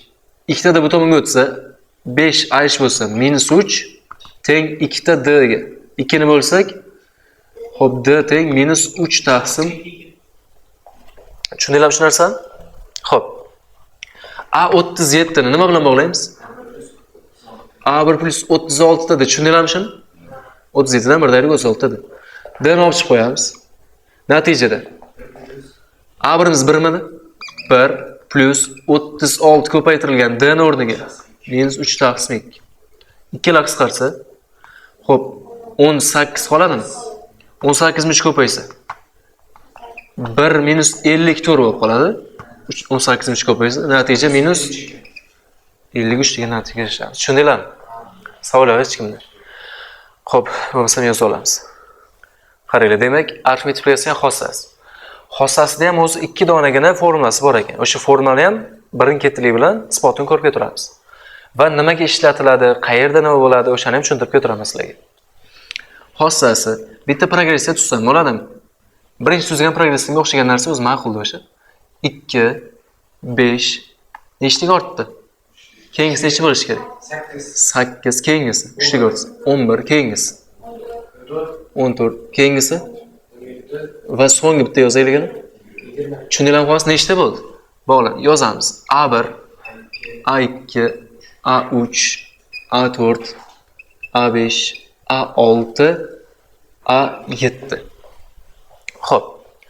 Qaranglar, sizlarga savol. O'rta arifmetik nima degan? O'rta arifmetik. Hamma hadni qo'shib o'shancha hadlar soniga bo'lish. To'g'rimi? Qaranglar sizlarga. 1 degan son bor, 2 degan son bor, 3 degan son bor. O'rta arifmetik nech? Qo'shib nechiga bo'lish kerak? 3 ga bo'lish kerak. Nechi chiqadi? 2 degan javob chiqadi. Endi shuni hisoblamasdan turib og'zaga ayta olamizmi? Nima? 2. Qaranglar, bunday qilamiz. O'rta arifmetik degandachi, o'zi boshi bilan oxirini qo'shib 2 ga bo'lib qo'ysang ham yetadi. Bosh bilan oxirini qo'sh 4, 2 ga bo'lsang o'rta had degani shu birinchisi bilan oxirini o'rtasi degan. Tushuntira oldimmi? Keyin bitta son yozamiz endi. 1 2 3 4 5. Mana o'rtasi nechta turibsa 3 turibdi deysan. To'g'rimi? Hammasini aslida hammasini qo'shib o'rta arifmetik degani nima qilish kerak? 5 ga bo'lish kerak. Baribir 3 chiqadi eng qizig'i. Yo bo'lmasam bosh bilan oxirini olib turib qo'shsang va 2 ga bo'lsang, nima bo'ladi? Baribir 3 bo'ladi. Yetib bordimi? Xulosa, o'rtasi nima desa, o'rta arifmetik, to'g'rimi? Eng o'rtadagisi. Bizga shu narsaning bugun foydasi bor-da. Mana shu xossasiga foydasi bor. Qarab tur. Bizda xuddi shunga o'xshagan narsalar bor, qarang. Masalan deylik, hozir shu joyda eng o'rtada qaysi bir turibdi? O son jihati masalan indeks bo'yicha. A4. Ya'ni birinchisiga 1 ga 7 ni qo'shdim, 8. 2 ga bo'lsam o'rtada A4 turibdi degan. Tushundinglarmi? Xo'p, shu A4 ni oldim. O'rtada turganligi uchun oldim. O'zi o'rtasi bo'lish shart emas edi, просто aytib ketyapman. Xo'p, A4 dan bitta orqaga qaytish va bitta oldinga yurish. Hozir teng uzoqlashdim. Yaxshilab qarang. A3 bilan A5 ni indekslar yig'indisi nechi? O'shani yarmi A4. Mana shu narsa bizga kerak edi. Yaxshilab qarab turing. A3 ga A5 ni qo'shaman. Indekslari 8 bo'ldimi? O'zimcha 2 ga bo'lyapman-da shu. Va uni javobi A4 ni javobi bilan bir xil bo'ladi. Ozmas bo'lsa ham ko'rdim hozir mana bu joyda. Bitta ko'raylik sinab. A3'imiz 8, A5'imiz 14, qo'shsalar nechi? 22, 2 ga bo'lsalar 11. A4'imiz rostdan ham 11 edi. Tushundinglarmi? Shunaqangi xossat ishlatishimiz kerak. Qanaqa desa, indekslarni qo'shasan 8 yarmi A4 mi? O'shanga teng bo'ladi. Tushundinglarmi? O'shani yarmi. Unda qara, masalan, A1 bilan A5 olsam, indekslar yig'indisini yarmi nima bo'ladi? 6. Demak, A3 ni berish kerakmi shunda? Rostdan ishlatib ko'rsangiz ishlaydi. Tushuntira olyapman-a? Biz bunday qilamiz. Mana bu ikkini proporsiya qilsak bo'ladimi? Natijada A1 plus A5 nimaga teng? 2 ta A3 ga. Xulosa qilaveramiz-da. Indekslar yig'indisi 6 bo'lsa, shuni yarmi nima bo'lsa, A3 midi? A3 ni ikkilanganiga teng shuni ikkovini yig'indisi. Desam bo'ladi va bitta narsadan keldi, to'g'rimi? Tepadan nima desam bo'lardi? A3 bilan A5 yig'indisi, indekslar yig'indisi 8, yarmi 4 ni ikkilangani. 2 ni proporsiya qilib. Tushunarlimi? Yaxshi. A5 bilan A necha desak, masalan 20 desak bo'ladi. Qo'shsam 20 bo'ladi. 2 21 deyman shuni. Bo'ladimi? 2 ni o'rniga nima ishlatsam bo'ladi? Yig'indisini o'rniga. Qo'shinglarchi? 26 yarmi 13 mi? Demak, A13 ni ikkilangani ishlatsang bo'ladi mana bu ikkalasini o'rniga. Bu biz uchun birinchi xossa bo'ladi. Tushunarlimi? Birinchi xossani qaranglar, nima bo'lar ekan? Ixtiyoriy bitta 8 olsak bo'ladimi? Bo'ladimi? A8 olsam, A8 ga qo'shamiz A16 ni. Indekslar yig'indisi nechi? 24. Yarmi? 12 ni nimasi? Ikkilangan. Shunaqami? Sizlar mana bunga qarab to'g'rilaveramiz hozir. AN deb tursam bo'ladimi? Ko'paytirilgan ikkisi bor. AN dan bittaga kamroq. Nima bor? AN minus 1. Bittaga ko'proq. AN plus 1. Tushunarlimi shuni? Bittaga ko'p va bittaga kamni yig'indisi o'zini beryapti. Mana 12 dan ham qara, 4 taga ko'p, 12 dan 4 taga kam. Yetib boryapti hozir nima bo'layotgan hozir shu joyda? Aniqi, xullas mohiyatni tushunsang bo'ldi-da. Sizda mana bunday berib qo'yganda AN degan AN minus 1 plus AN plus 1 taqsim 2 deb berib qo'ygan. Mana bu 2 ni bo'lib qo'yganda, qay bo'lingan holatdagisini berib qo'ygan sizlarga. Mohiyatni bilan tushundinglar. Nimaga ishlatish kerakligini tushundinglar. Aniqi, bo'ldi. Ikkinchi xossasiga o'tamiz. Ikkinchi xossa mana bunaqa narsa. AN plus AN AK plus AL deyilgan. Bu nima? Tagida yozib qo'ygan N plus N K plus L.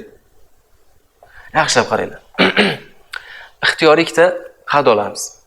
Qaysi? 3 bilan 5. Ikkovini qo'shamiz. Bo'ladimi? Indekslar yig'indisi shart emas, qara. Ixtiyoriy yana bitta had ol. Bulardan tashqari bo'lsin. 1 olsam bo'ladimi? Bitta dona had dedim, bo'ladimi? Bular indekslar yig'indisi nechi? 8. Mana bu 1 ga yana necha yetmayapti 8 bo'lish uchun? Demak, A1 ga A7 ni qo'shganingda ikkovining javobi bir-biriga teng bo'ladi deydi.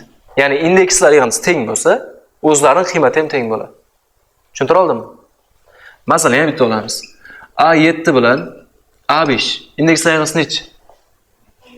12. A2 ga necha yetmayapti? Demak, sherigi A10 bo'lsa, ikkovining qiymati nima bo'ladi? Teppa-teng bo'ladi. Ya'ni u A2 bilan A10 ning yig'indisi masalan 20 bo'lsa, qiymatlarining yig'indisi 20 bo'lsa, mana buni ham qiymatlar yig'indisi 20 chiqadi. Tushuntira oldimmi? Bitta isbotlab ko'ramiz. Tepadagisidan. A3 bilan A5 nechi bo'ladi? 22 bilan qo'shsak, A1 bilan A7, A1 bilan A7 qo'shsak, rostdan bir-biriga teng. Tushundinglarmi? Xulosa bor. Ikkita xaddi yig'indisi boshqa bir ikkita xaddi yig'indisiga teng bo'la oladi. Qachon indekslar yig'indisi bir-biriga teng bo'lsa. Tushuntira oldimmi? Savol yo'qmi kimda? Xo'p, yaxshi yozib olamiz. Qaranglar, birinchi misolga qo'yib beramiz. Xo'p, 2-chi, 4-chi, 6-chi xadlar yig'indisi -18. 2-chi xad, 4-chi xad va 6-chi xadlar yig'indisi -18 ga teng. Va bizdan so'ralyapti, qaranglar, arifmetik progressiyani 4-chi xadini toping deyilgan. Ya'ni A4 ning qiymati nimaga teng degan. Tushundinglarmi? Xo'p, xossani bilmagan o'quvchi-hamchi amallab bog'lashni o'rgangan bo'lsa, birinchi o'rgandik-ku AN bilan ikkita formulasini. O'sha bog'lash zo'r o'rgangan o'quvchi ishlab keta oladi. Ya'ni, sendan nima so'rayapti? A to'g'rimi? Misolingda hamma xadini A to'rga bog'laysan. Tushuntira oldimmi? Ana A2 ni ham A to'rga bog'laysan, A6 ni ham A to'rga bog'laysan. Tushunarlimi? Boshladik. A2 ni qanday A to'rga bog'laymiz? Uning uchun A4 teng A2 deymiz. Tengmi bir-biriga? Yo'q, tengmasa nima qilish kerak? Ikkita D bunga qo'shish kerakmi? Yoki ikkita D ni nimadan ayirish kerak? Bundan ayirish kerak. Bo'ldi. Demak, A2 teng A4 dan ikkita D ni ayirmas. Tushundinglarmi? Yaxshi. A6 nechi? A4 bilan bog'lasak bo'ladimi? Nima qilish kerak? Ikkita qo'shish kerak. Muammo bo'lmasa, o'rniga borib qo'yamiz. A2 ni o'rniga nimani? A4 minus ikkita D ni o'rtada o'zi A4 turibdi joyida plus A6 ni o'rniga A4 plus ikkita D teng -18 ga ikkita D la ketdi.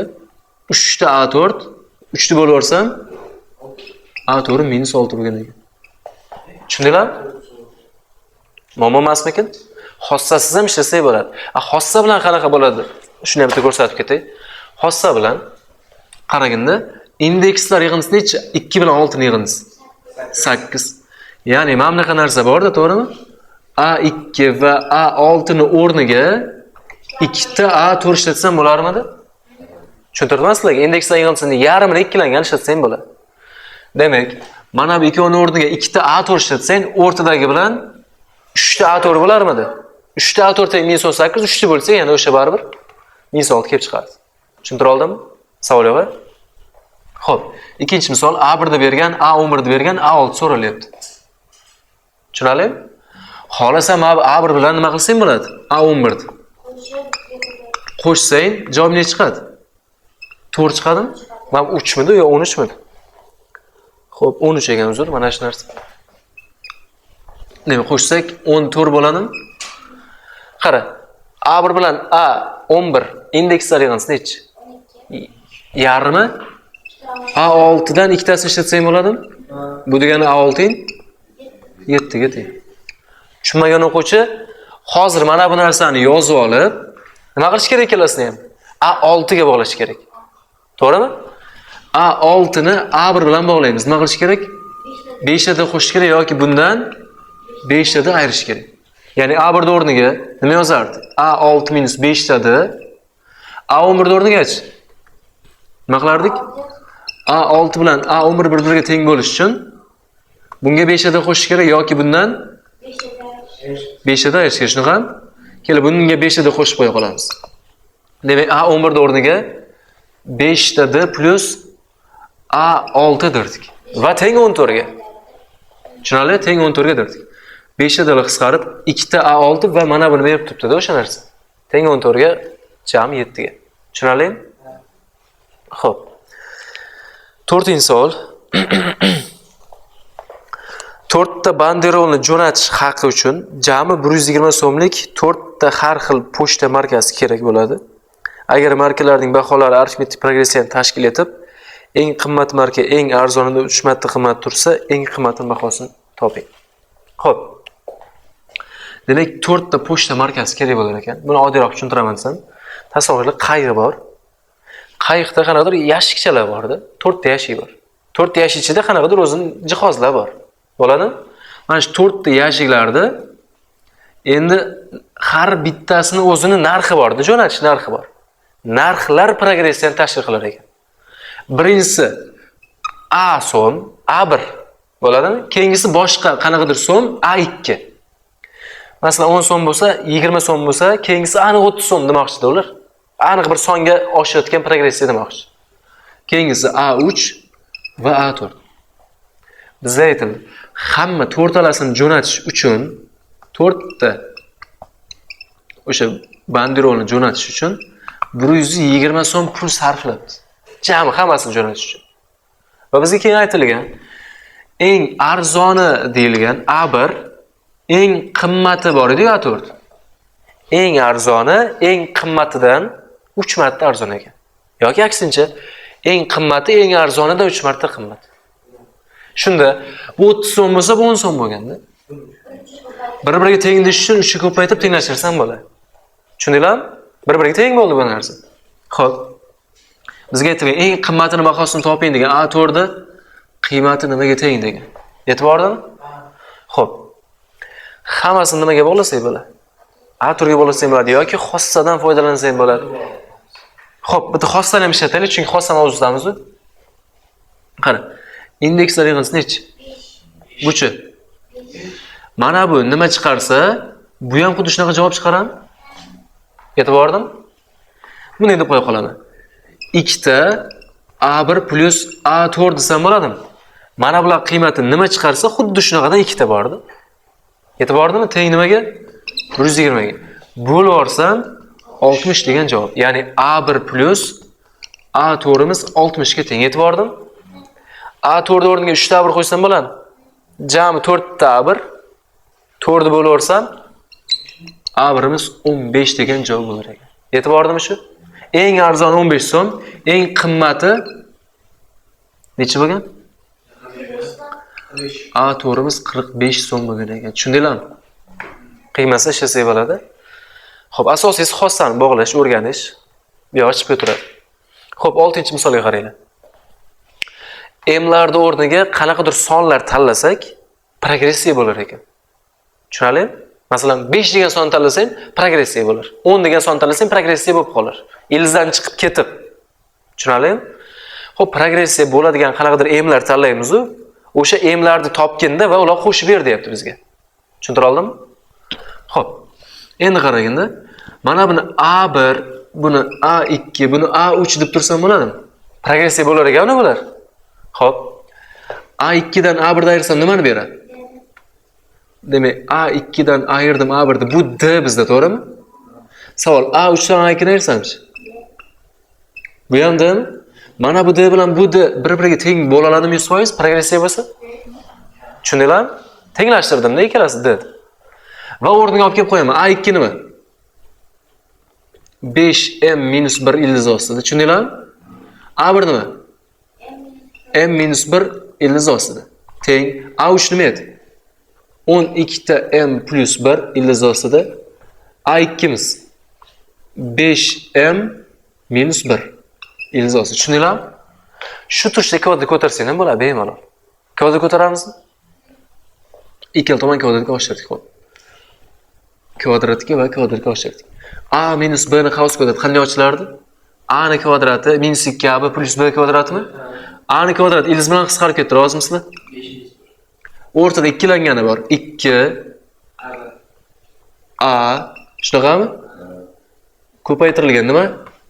Ildiz ostida b bo'ldi. Plus b ni kvadrati bo'lishi kerakmi? Oddiy m plus 1 xo'p. Uzr, m minus 1. Teng nima bo'ladi? A minus 1 ni xavs ko'tarib, yana xuddi shu holatdan A ni kvadrat tagini yozib ketarsam bo'ladimi? Teng 12 ta m plus 1 minus 2langani bor. Ildiz ostida 12 ta m plus 1 ko'paytirilgan. 5 ta m minus 1 5m minus 1. Tushunarli bo'ldimi? Xo'p, 5m bilan 5m ketdi. Chunki bu tomonga o'tganda nima bo'lardi? Aylishi bo'lib ketardi. Minus 1 bilan minus 1 ham yo'q bo'lib ketdimi? Tushundingizmi bu narsa? Hamma ildizni chapga yig'amiz. Bo'ladimi? O'z boya holatimiz yaxshiroq ekan do'st. Mana birinchi mana bu joyga o'tkazishimiz yaxshiroq ekan do'st. Sal ozgina uzroq bo'lib ketib qoldik. Xo'p. Hammasini chapga yig'amiz. Ildizlarning o'zini bo'ladimi? Chapga yig'aman desam, mana bu plyus o'tadimi bu tomonga? Natijada 2 ta ildiz ostida 12 ta m plus 1 ko'paytirilgan. Ildiz ostida 5m minus 1. Xo'p, o'zi bu yerda bormi mana bu? Minus 2 ko'paytirilgan. 5 ta m minus 1 ko'paytirilgan m minus 1. O'ng tomonda nima qoldi? 12 ta m plus 1 qolgan. Bu yerdachi plus m bu tomonga o'tsa nima bo'ladi? Minus m o'tadimi? Natijada 11 ta m minus 1 plus 1 o'taman desa 2 bo'lib qoldi. Tushundinglarmi bu narsani? Hozir shu turishni ham bitta ko'taramiz. Bu anchagina ish bo'lib ketib qolar ekanda. Xo'p, qaranglar. Bitta ish qilamiz. Hozirda bu narsani o'zi mana shu bo'yicha yana bitta kvadrat ko'tarsang ishlar chiqib turibdi. Buni o'zingiz davom etib qo'yasizlar. Men hozir ozgina yengilroq ish qilaman. Boshidan mana kvadrat ko'targan joyimiz bor edi. O'shan kvadrat ko'tarmay turamizda, hozir bitta ish qilaman. Hozirgi holatda o'zingiz davom etib qo'yasizlar, uyga borib videoni ko'r. Xo'p, qarab turinglar.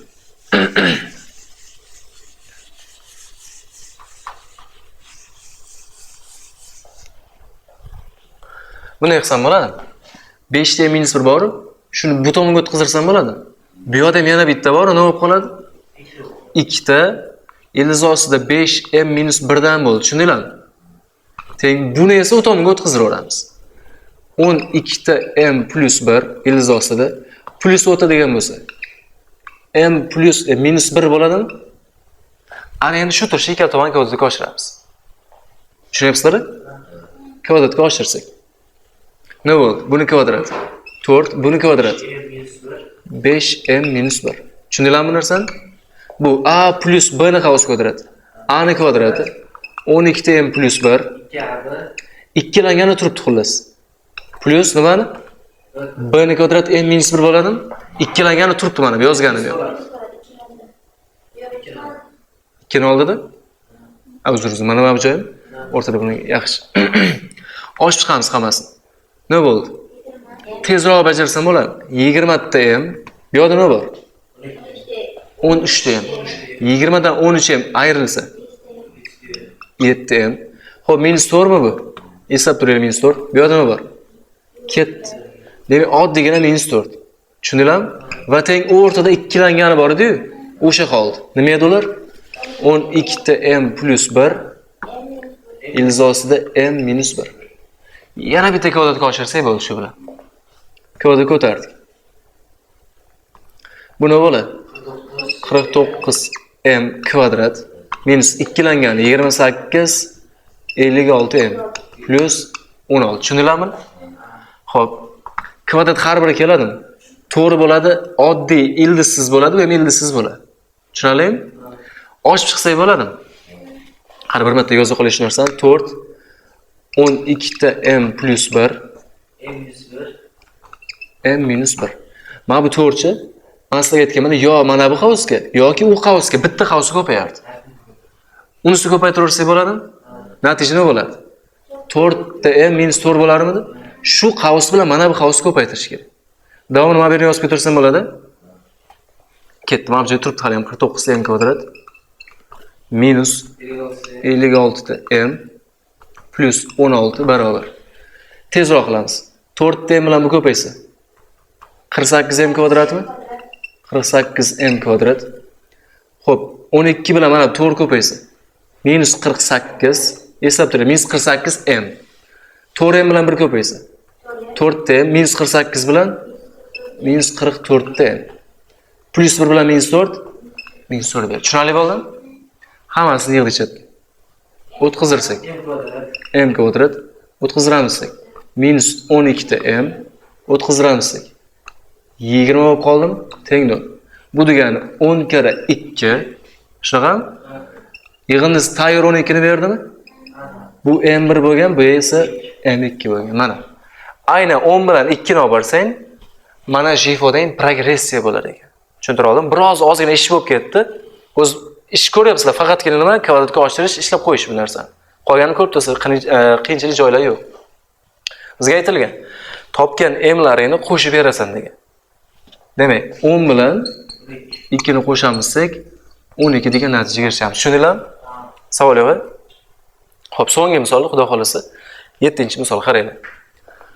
3 ta son o'rta arifmetigi 2-6 ga teng bo'lgan ekan va birinchi son 2-4 va ular ayni bir songa farq qiladigan 3 ta son bo'lgan ekanda. Tushunyapsizlarmi? Ayni bir songa farq qiladi degani bir xil songa ortib ketgan, shuning uchun A1, A2, A3 deb keta qoldim. Progressiya bo'lganda ayni bir songa farq qilsa. Tushundinglarmi? 3 ta son bo'lgan. Progressiya 3 ga bo'lsam 2-6 va bizga so'ralgan narsani qaranglar. Bitta xatdan oldingi xatni ayirmas so'ralyapti. Keyingi xatdan oldingi xatni ayirmas. Masalan, keyingi xat necha? A3 deb tursam-da, keyingi xatdan oldingi xat 2 midi? O'shani ayirmas so'ralyapti, ya'ni D so'ralyapti ekan. Shuni D deb yozib qo'ya qoldim sizlarga. Tushundinglarmi? Xo'p. Endi qaranglar. A1 ni olib borsam bo'ladimi o'rniga? 2-4.